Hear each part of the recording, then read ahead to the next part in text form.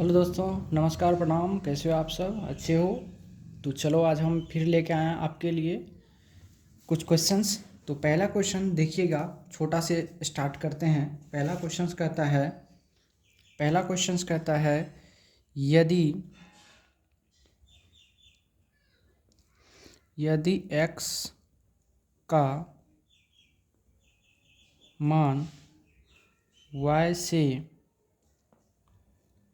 25% अधिक है तो y का मान ठीक है, x के मान से कितना प्रतिशत कम है।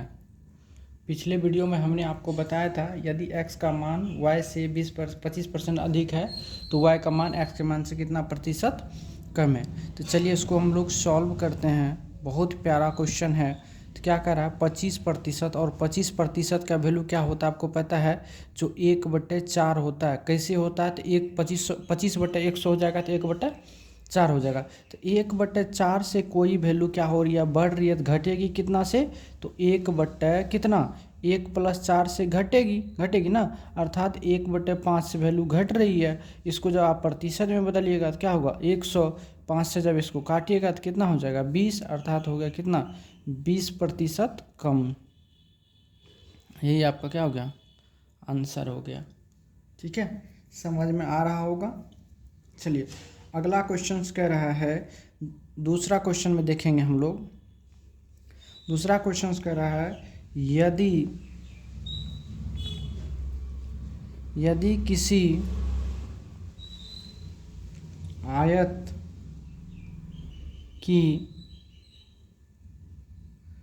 प्रत्येक भुजा को 20% बढ़ा दिया जाए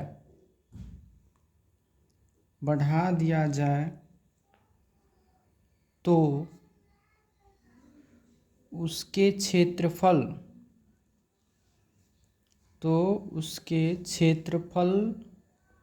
पर क्या प्रभाव पड़ेगा। कहता है मान चले कोई आयत है, यदि उसके आयत के क्षेत्रफल में प्रत्येक भुजा में 20% बढ़ा दिया जाए तो उसके क्षेत्रफल पर क्या प्रभाव पड़ेगा, मतलब क्षेत्रफल बढ़ेगा या घटेगा। चलिए सॉल्व करते हैं। बहुत अच्छा क्वेश्चन है, देखिए जब इस टाइप के क्वेश्चंस आ जाए तो कुछ नहीं करना है। आयत का क्षेत्रफल बराबर आपको पता है लंबाई गुना चौड़ाई होता है। तो प्रत्येक भुजा आपको पता होना चाहिए कि कोई भी व्यक्ति हो, वस्तु हो, किसी भी क्या कहते हैं, वर्ग, वृत्त, जो भी है, शंकु, किसी का भी भुजा जो होता है वह पहले 100% होता है। अब क्या हुआ, देखिए 20% बढ़ा दिया तो मतलब कितना हो गया, 120। फिर क्या, लंबाई 120% हो गया, चौड़ाई भी कितना हो गया, 120 हो गया। बट्टे क्या करना, 100 करना, क्योंकि आपको प्रतिशत में रखना है, तो प्रतिशत में रखना है तो बट्टे क्या करेंगे, 100 करेंगे। ठीक है, तो यहाँ से 1 0 खत्म, 1 0 खत्म, तो बराबर है कितना हुआ, 144। अब बताइए पहले जो क्षेत्रफल था वह कितना था, 100%, अब कितना हो गया, 44%, अर्थात वृद्धि हो गया। तो कितना का हो गया, तो 144 माइनस का 100 बराबर 44% का क्या हो गया, उसमें वृद्धि हो गया। आया समझ में, है कि नहीं। चलिए प्रतिशत से हमने 2 क्वेश्चन देख लिया। अब हम तीसरा जो है अलग चैप्टर का कोई एक क्वेश्चन ले लेते हैं। जैसे पहले एक छोटा सा क्वेश्चन को हम उठाते हैं, देखिएगा।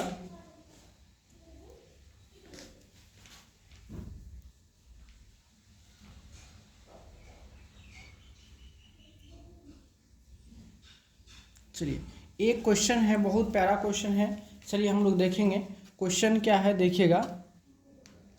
क्वेश्चन कहता है जो 5 संख्याओं का औसत, क्वेश्चन देखिएगा, कहता है जो 5 संख्याओं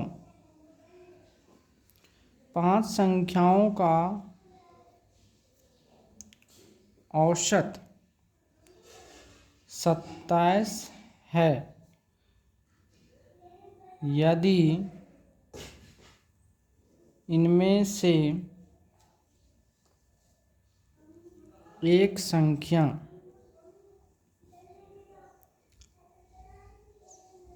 निकाल दी जाती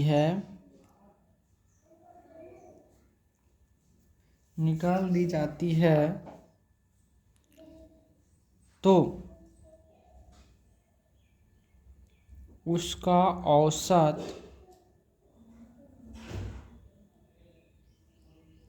घटकर 25 हो जाता है। कितना हो जाता है? 25 हो जाता है तो वह संख्या ज्ञात करें। क्वेश्चन को समझिएगा। क्वेश्चन कहता है जो यदि 5 संख्याओं का औसत 27 है, इनमें से एक संख्या निकाल दी जाती है, इनमें से अगर एक संख्या निकाल दी जाती है तो उसका औसत जो है घटकर कितना हो जाता है? 25 हो जाता है तो वह संख्या ज्ञात करें। आपको क्वेश्चन बहुत अच्छा क्वेश्चन है। देखिए, तो आपको सबसे पहले इसको जब आप सॉल्व करेंगे तो चलिए सॉल्व करते। देखिए, तो संख्या बराबर क्या हो जाएगा? देखिए, 5 संख्या थी जिनका औसत कितना था? 27। तो कुल हो गया, और तो कुल जो है उनका योग क्या होगा? 5 गुना 27 में से माइनस करना है कितना? एक संख्या निकल गया तो कितना बचा होगा? 4। अब औसत कितना हो गया? 25। तो यही तो करना था। तो 27 गुना 5 कितना होता है? 135 होता है।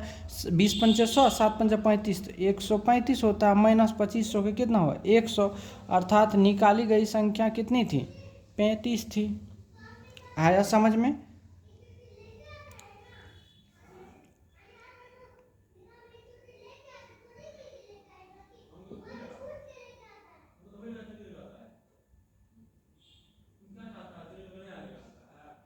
चलिए, एक और क्वेश्चन है, देखिए बहुत प्यारा है। कहता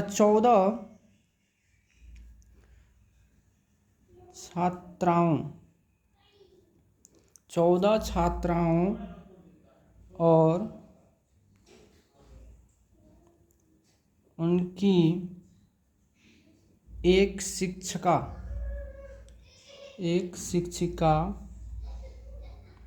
की औसत आयु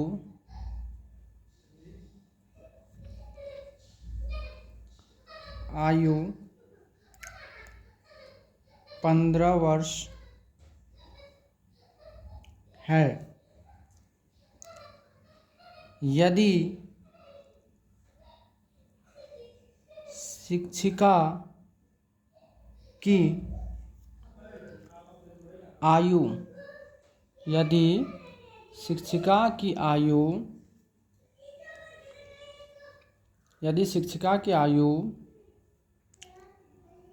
हटा दिया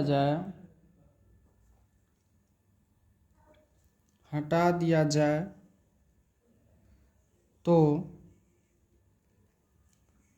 औसत आयु 1 वर्ष कम हो जाती है।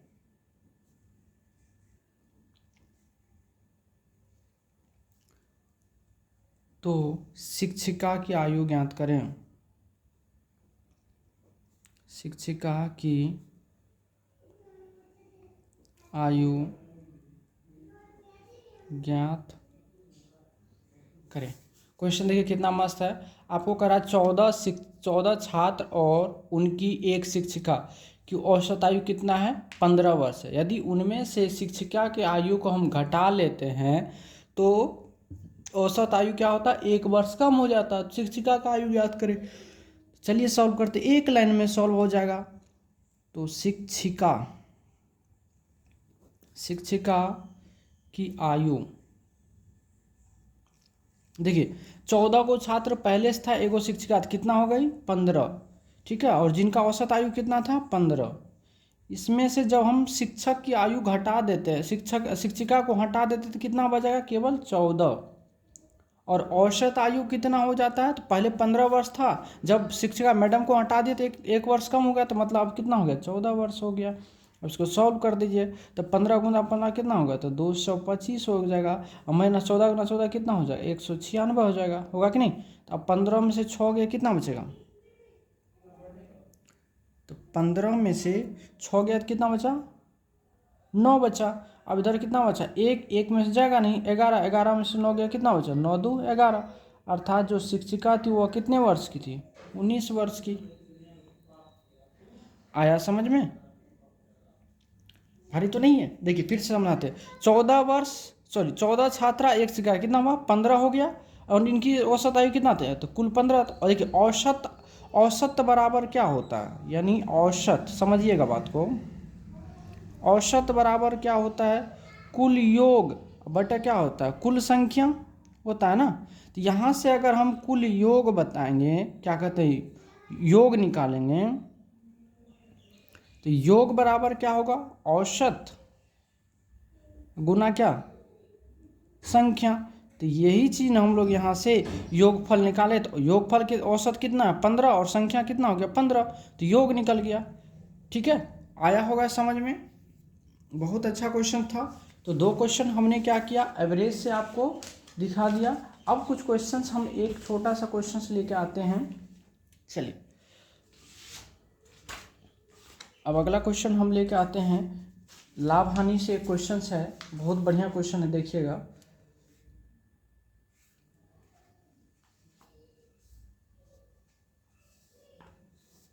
एक क्वेश्चन है जो किसी वस्तु को, क्वेश्चन है देखिएगा, कह रहा है जो किसी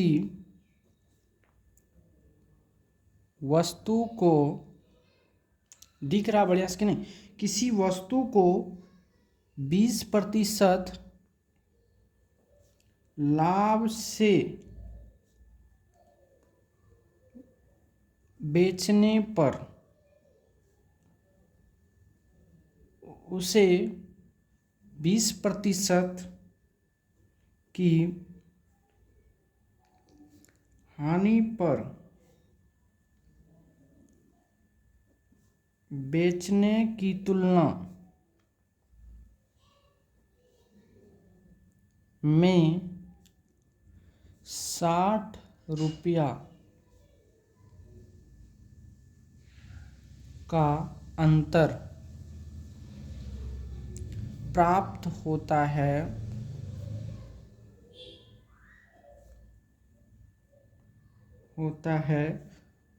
तो वस्तु का क्रय मूल्य ज्ञात करें।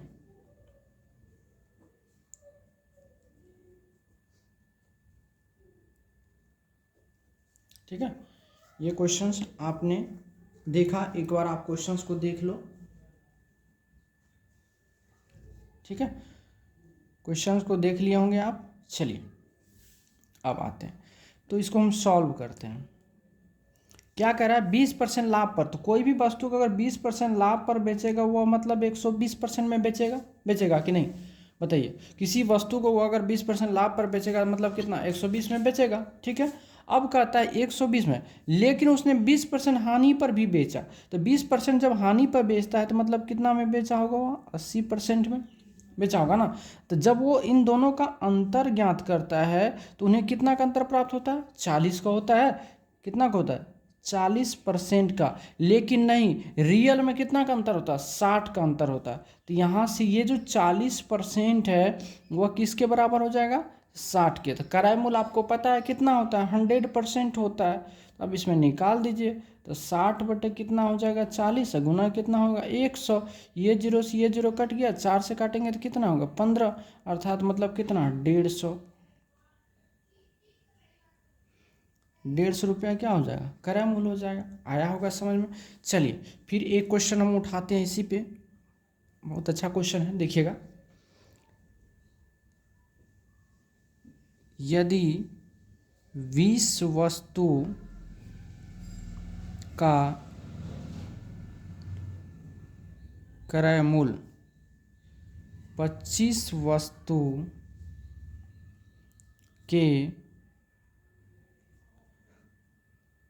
विक्रय मूल्य के बराबर है तो लाभ या हानि प्रतिशत ज्ञात करें। क्वेश्चन देख लीजिए, ठीक है। क्वेश्चन एक बार आप पढ़ लीजिए, वो पता चल जाएगा क्वेश्चन क्या कह रहा है।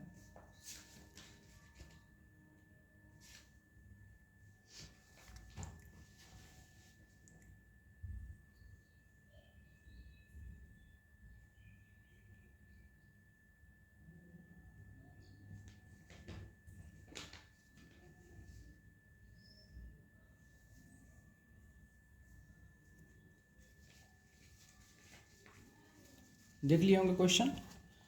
चलिए, क्वेश्चन अगर आप देख लिए हैं तो हम बनाते हैं, ठीक है। आइए इसको सॉल्व करते हैं। देखिए, तो 20 वस्तु, तो लिख दीजिए 20 वस्तु का क्या कर रहा है, क्रय मूल्य मतलब CP बराबर क्या कर रहा है 25 वस्तु के SP के बराबर, यही नहीं कर रहा क्वेश्चन आपको। तो यहाँ से आप CP बटे SP अगर निकालेंगे तो 25 बटे क्या हो जाएगा 20 हो जाएगा, होगा कि नहीं।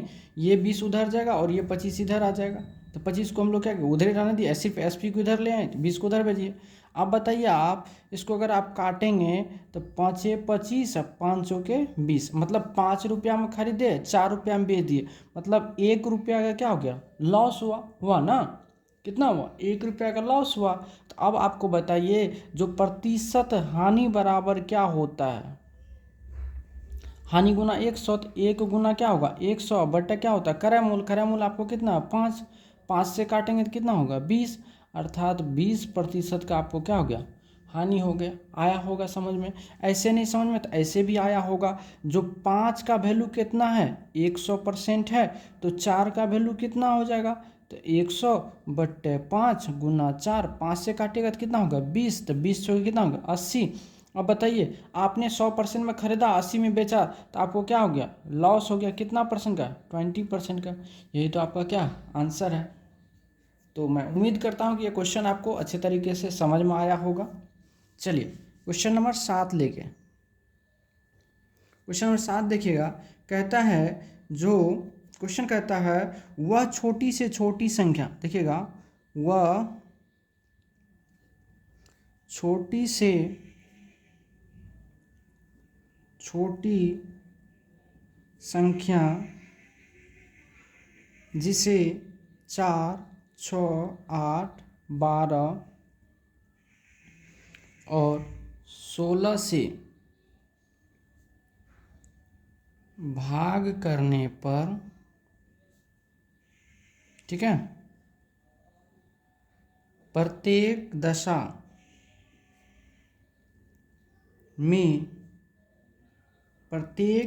में 2 शेष बच्चे। एग्जाम्पल है, इसको मैं ऑप्शन बनाऊंगा। ऑप्शन पहला है 46, दूसरा ऑप्शन है 50, तीसरा ऑप्शन है 48, चौथा ऑप्शन है 56, ठीक है। ये आपको ऑप्शन दिया हुआ। तो आप एक बार क्वेश्चन को फिर से पढ़िए। कहा हुआ छोटी से छोटी संख्या जिसे 4, 6, 8, 12 और 16 से भाग देने पर प्रत्येक दशा में क्या होता है 2 शेष बचता है।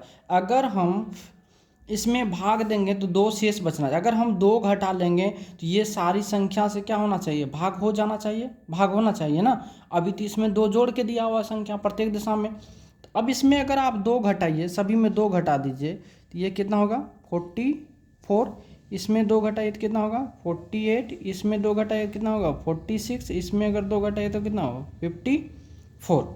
देखिए अब इस संख्या में अगर आप इसमें एक ऐसा संख्या चुनिए जिसमें जो है ये सभी से भाग लगे। क्या 44 में 6 से भाग लगेगा, नहीं लगेगा।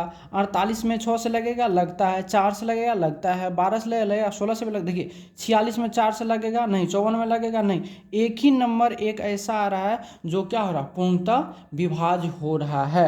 आया होगा समझ में आपको, ठीक है। इसी पर एक क्वेश्चन हम और आपको बताएंगे, ठीक है। देखिए क्वेश्चन नंबर 8 में आते हैं।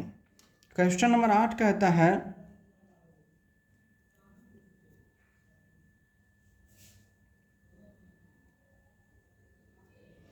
कहता है 13 का वह सबसे छोटा गुणज जिसे 4, 5, 6, 7 और 8 से भाग देने पर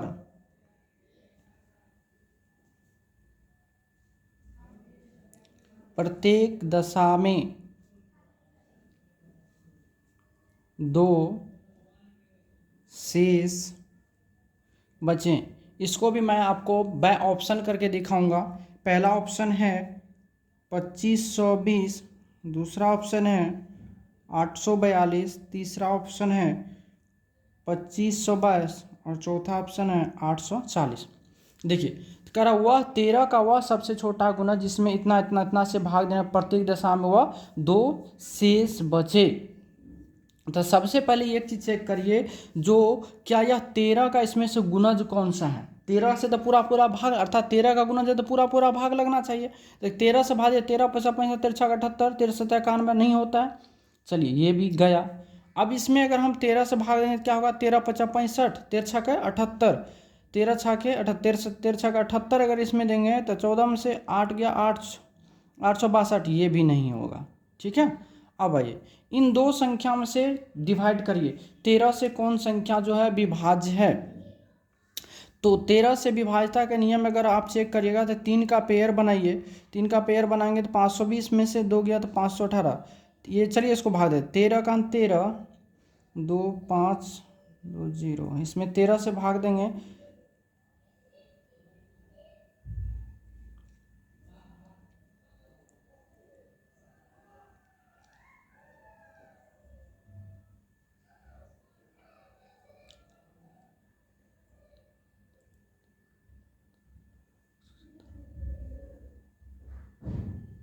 देखिए ये भी 13 से भाग नहीं जा रहा है इसमें, और एक ही ऑप्शन हो रहा है ये 2522। अब इसमें देखिए, अब अगर आप इसमें 4 से भाग दीजिएगा, देखिए सबसे पहले क्या कर रहा है आपको, जो इनमें 13 का गुणज, 13 का गुणज अगर देखिए ये कटता ही नहीं है, ये भी नहीं करता, 13 का में 84 नहीं आता, ये भी नहीं करता है, और 13 से अगर आप डिवाइड करेंगे तो ये भी नहीं करता। एक एक ऑप्शन कर रहा था, आगे जाने की आपकी जरूरत भी नहीं है। अगर आप आगे जाना चाहते हैं इस क्वेश्चन में तो 4 से डिवाइड करिएगा, तो 4 छः कितना हो जाएगा, प्रत्येक दशम 2 ना, 4 छः 24, 1 12 4 3 12, देखिए 2 से बचा।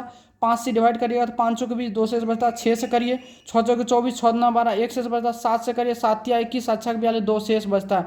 मतलब एक ही ऑप्शन है कौन सा, ये। अगर इसमें आप 2 घटा दीजिए, अगर आप इसमें 2 घटा दीजिए तो देखिए 2520 देखिए इसमें से सारी संख्या से क्या हो रही है, विभाज्य हो रही है। आया समझ में। तो आपने 2 क्वेश्चन आप लघुत्तम और महत्तम चैप्टर से भी देख लिया। ठीक है, चलिए अब हम आते हैं थोड़ा साधारण ब्याज की ओर से। ठीक है, साधारण ब्याज का भी कुछ क्वेश्चन हम लेके आते हैं आपके सामने, देखिएगा जो क्या कहता है। चलिए एक क्वेश्चन है बहुत प्यारा,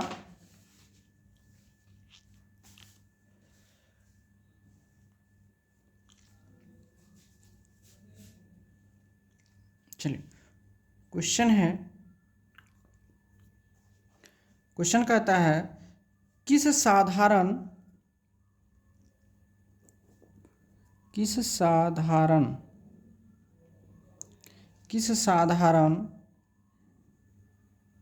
ब्याज की दर से कोई मूलधन 20 वर्ष में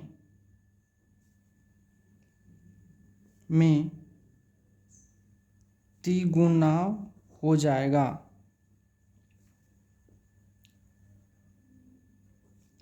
ठीक है, ये क्वेश्चन करा, किस साधारण ब्याज की दर से कोई मूलधन 20 वर्ष में 3 गुना हो जाएगा। देखिएगा तो सबसे पहले नहीं पता तो आप मान लीजिए मूलधन बराबर 100, ठीक है, और टाइम बराबर कितना है 20 वर्ष, और अमाउंट क्या होता है, ये अपने आप का 3 गुना हो जाता है। मतलब 100 था तो अब ये कितना हो गया 300। तो यहाँ से देखिए कितना बढ़ गया, 200 बढ़ गया। तो ये 200 जो बढ़ा वो क्या हो गया, ब्याज हो गया। अर्थात यहाँ से SI बराबर आपको कितना हो गया, 200। तो आपको क्या निकलना, रेट। तो रेट बराबर आपको पता है क्या होता है, SI गुना 100 बटा क्या होता है, P यानी मूलधन गुना कौन सी, टाइम। तो यहाँ निकाल दीजिए। तो 200 गुना 100 अब बटे कितना हो जाएगा, बोलिए। 200 गुना 100 बटे कितना, मूलधन 100 था और समय कितना था 20। 2 जीरो से 2 जीरो खत्म हो गया, 20 से ये कट गया, 20 कितना हो गया, 10%। यही आपका क्या हो गया, आंसर हो गया। लेकिन जब इसको शॉर्ट में आप बनाएंगे तो इसको देखिए, शॉर्ट इतना करने का समय नहीं मिला। शॉर्ट में क्या होता है इसका फॉर्मूला, जो रेट बराबर होता है n-1 गुना 100 बटे क्या होता है, टी होता है। तो n कितना था, 3 गुना था, 3 - 1 गुना हो जाएगा 100 बटे टी कितना था, 20। तो ये हो गया कितना, 2 गुना 100 बटे 20, 20 पंचे 100। तब 5 गुना कितना हो गया, 10 वर्ष। आया समझ में। तो क्वेश्चन एक बार फिर से देख लीजिए। कह रहा है किस असाधारण ब्याज की दर से कोई मूलधन 20 वर्ष में अपने का 3 गुना हो जाएगा। तो पहले हमने बेसिक से मान लिया P बराबर 100, T बराबर 20, A बराबर 300। तो ऐसा हो गया कितना, 200। मतलब अपने का 3 गुना, जो राशि वो 100 रुपया दिया था वो 300 रुपया हो जाएगा, ऐसे कर रहा है। ठीक है, तो चलिए एक सवाल हम इसी पे जस्ट आपको बनवाते हैं। ठीक है, क्वेश्चन है, बहुत प्यारा क्वेश्चन है, देखिएगा। क्वेश्चन कहता है जो कितने वर्ष में कोई राशि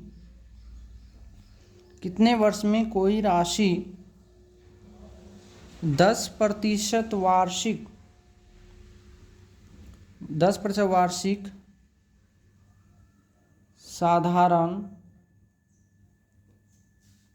साधारण ब्याज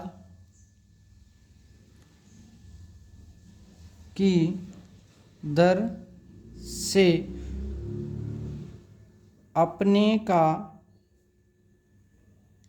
3 गुना हो जाएगा। ठीक है, चलिए अब इसको हम लोग सॉल्व करते हैं।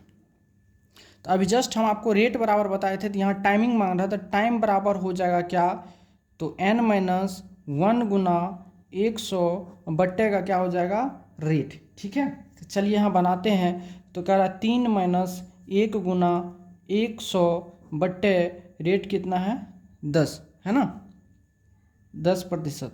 टाइमिंग है क्या मांग रहा है क्वेश्चन में, कितने, 10। हाँ ठीक है, टाइम मांग रहा। तो अब देखिए यहाँ से कितना हो जाएगा, 2 गुना 100 बट्टे कितना होगा, 10। ये 0 0 खत्म हो गया, अर्थात 20 वर्ष इसका क्या हो जाएगा, आंसर होगा। तो मैं आपसे उम्मीद करता हूँ कि आपको जो ये 10 क्वेश्चन हमने बताया वह जो अच्छी तरह से समझ में आया होगा।